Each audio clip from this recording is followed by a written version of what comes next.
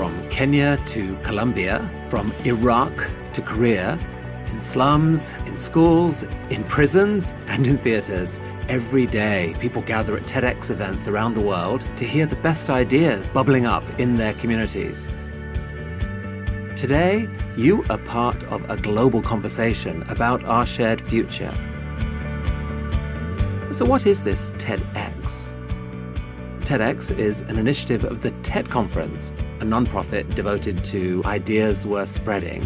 We grant free licenses to allow TED-like events to spread globally.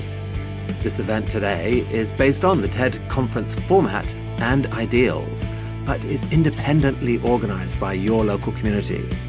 So please make sure to thank the team of volunteers who worked so hard on today's event. It's their ideas, dedication, and time that made it all possible. It's they who booked all the speakers, and the views you'll hear today are, of course, those of those speakers, not necessarily of TEDs. But we hope their talks spark an exciting conversation among you. This is a day for curiosity and for skepticism, for openness and for critical thinking, for inspiration and for action. The more you enter into it, the more you'll take out.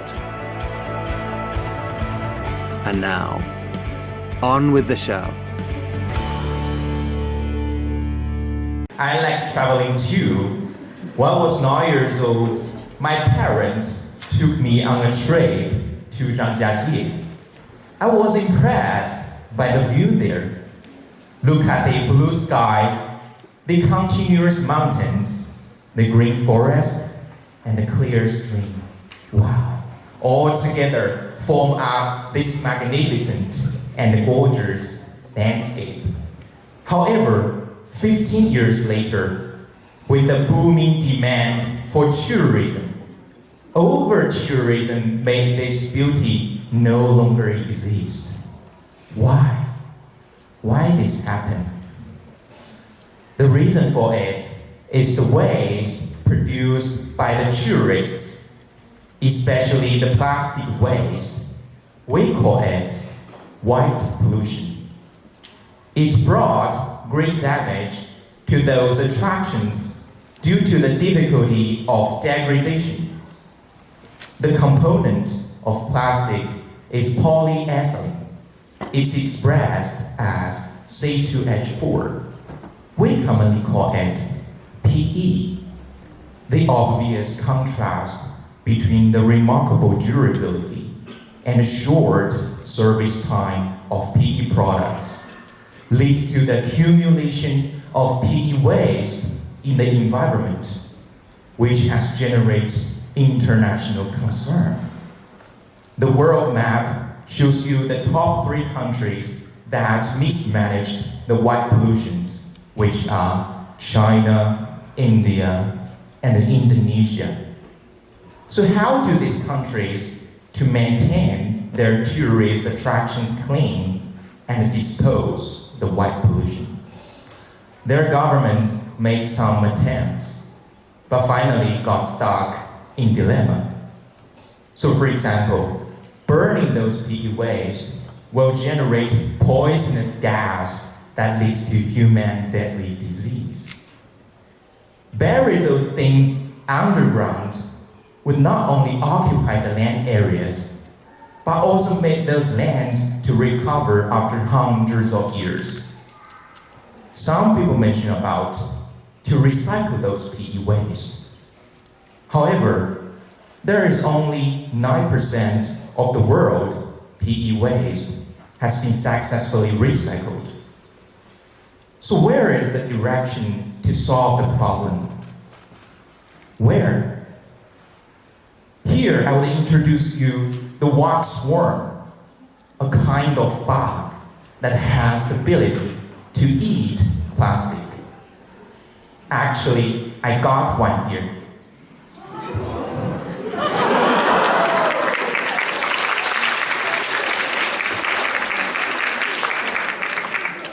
Waxworm is the larva of wax moth.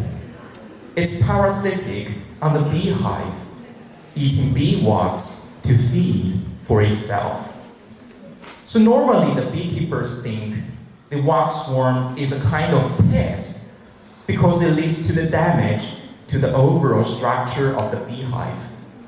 So the beekeepers usually spend a lot of time cleaning up their beehive to take those worms out of their beehive and throw them away. However, scientists and researchers found that wax worms contain enzymes or even bacteria inside its body, which could break down the plastic. It can break down the polyethylene into ethylene glycol. Ethylene glycol is an organic compound that does not harm to the environment and could be commonly used as antifreeze and solvent in industry. By using the wax worm, the speed of breaking down the plastic is incredibly fast. With 100 wax worms could break down a 92 milligram plastic bag within 12 hours. Our business model is based on the life cycle of the wax worms. At the first stage, the eggs are laid on the cracks of the beehive in batches of up to 300. The eggs will hatch in 5 to 8 days. So during this period, we will contact the beekeepers at the local apiary. For the beekeepers, they think the wax worm is a pest, and they usually spend a lot of time cleaning up their beehive to take those worms out and throw them away. So if they have the request for cleaning up their beehive, actually we can provide the service to help them clean. At the same time, we take the opportunity to collect those wax worms. Absolutely, we will charge them a certain amount of money for the cleaning service. So the beekeepers are both our suppliers and the customers. At the second stage, the wax worm larva will spend 5 months to feed for itself. Originally, they burrow into the beehive to eat bee wax. Now, we take advantage of those wax worm larvae to digest the plastic waste. So during the 5 months, the management organization of tourist attractions or the private sector of those attractions could pay for us if they have the problem of disposing the plastic waste at the tourist sites. We would dispatch a lot of trucks that loaded with wax worms to the best locations and allow them to dump the plastic waste into the trucks. So finally, what we can do is to wait for the digestion process. At the third stage, a fully grown larva will spin a cocoon to form up a pupa. A pupa can hatch rapidly or even take up 2 months to hatch depending on temperatures. So during this period, the digestion process has been completed. So the organic compound that generated from the chemical reaction inside the worm's body is a business opportunity for us. We can extract the ethylene glycol from the worm's excrement. So the chemical lines or the industries that require the ethylene glycol could make a deal with us. At the final stage, the adult wax moth was born, but its life expectancy is really short, which is 1 to 3 weeks. Some of them would be released for breeding, but the rest of them would be commercially used as the fish meal. So our final customers are in the aquaculture industry.